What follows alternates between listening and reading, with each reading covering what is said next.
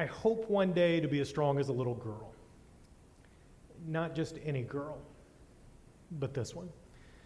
This is 10-year-old Emilie Gibson, and in a minute, you'll see why she's one of the strongest, bravest people you could ever meet. But first, I have to explain how I ended up in here today. See, this speech was originally to be done by Emilie's dad, Trey Gibson. Long ago, a little over 10 years ago, Trey asked that I be one of Emilie's two godfathers. See, like most dads, he wanted his little girl to grow up smart and strong-willed and not to date until she was over 30. So he figured Mom could take care of the first two, and between himself, Emily's older brother Alex, and a couple of godfathers, well, we could fend off the boys. A few weeks ago, the family got word that Emily's battle would be moving to a new front against what she has termed Darth, Tumor. And with that change in battle plans, Trey was going to be unable to make it today, so he asked that I fill in. Let's talk about what Darth Tumor is. Diffuse Intrinsic Pontine Glioma, or DIPG for short. During the summer of 2016, Emilie began to experience headaches when she did flip turns as a swimmer. The family went to their pediatrician, expecting news of a virus, but soon found themselves visiting a neurologist, where an MRI was ordered. A mass was discovered, and she was immediately biopsied and then sent to St. Jude for 6 weeks of treatment. After leaving the radiation treatment at St. Jude, Emilie qualified for a phase 1 clinical trial in San Francisco, until recently traveling there every 3 weeks for treatment. DIPG is a specific type of tumor that represents 10 to 20% of childhood brain tumors. It's a highly aggressive tumor that occurs at the brain stem, and this cyst is vengeful.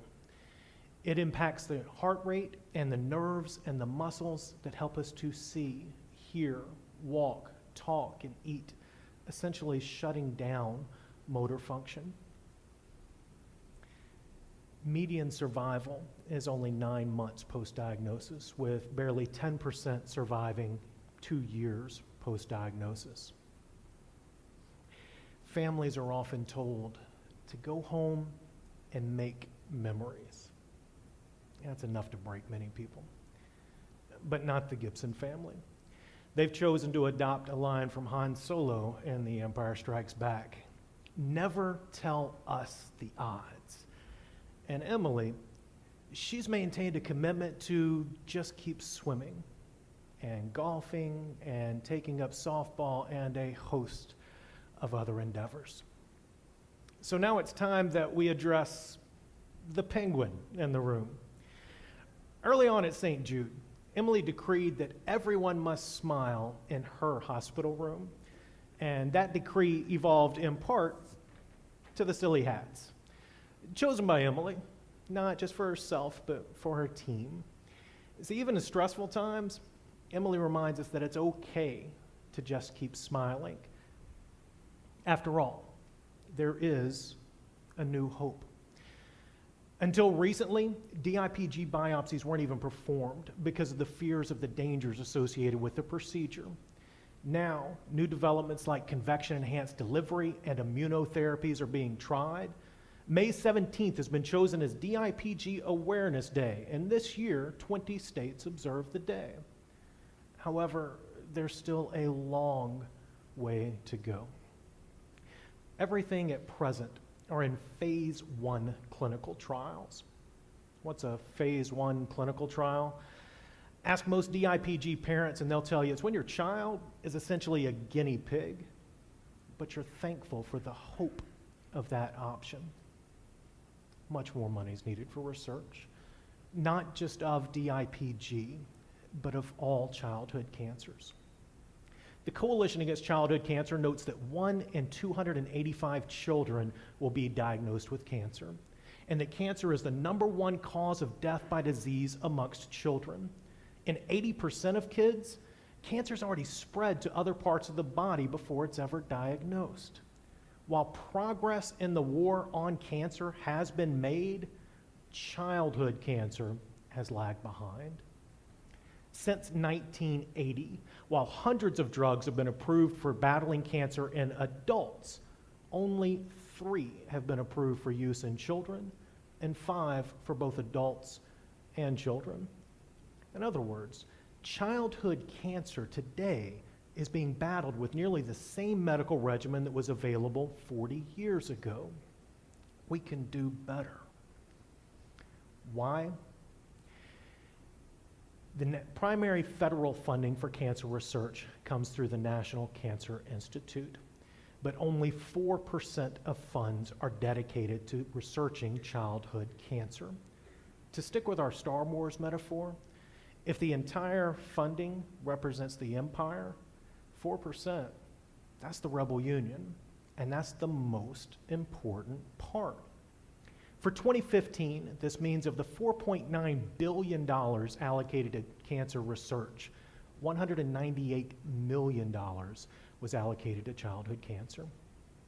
DIPG, perhaps the biggest and the baddest of the childhood cancers, received roughly $2 million for research. Why the disparity? Well, yes, it's true. Many more adults get cancer than children. However, when an adult gets cancer and an adult dies from cancer, the average number of years of life lost are 16. When a child dies from cancer, the average number of years of life lost are 67. While both are tragic, there's a unique multiplier effect here. Further, the National Cancer Institute notes that much of what we know about treating adulthood cancers today originated from childhood cancer research. So the very cures that we are seeking may be best found by further researching childhood cancer. So what can we do? Join the rebellion.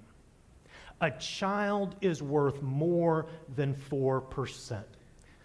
I'm not advocating against funding for other forms of cancer research. This is a noble pursuit. But if it's a zero-sum game, then a greater share should be allocated to childhood cancer because a child is worth more than 4%. If you're able to vote, tell your elected officials that you believe a child's worth more than 4%. Tell your friends, your relatives, and anyone who will listen to do the same.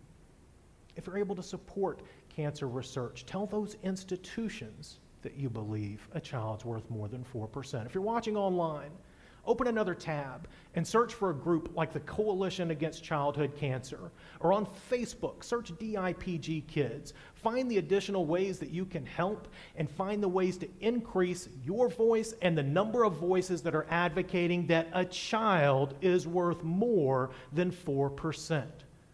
Join the fight. Emilie, she's taking the fight to Darth Tumor. She recently returned from San Francisco after having a second biopsy completed and is set to begin a second round of radiation now. We can follow her lead. As Yoda said, do or do not. There is no try. Join the rebellion. And together we can work to ensure that no child will have to face this fight again, and no parent will have to hear this diagnosis. Maybe we all can be as strong as a 10-year-old girl. Maybe we all can be as strong as Emilie.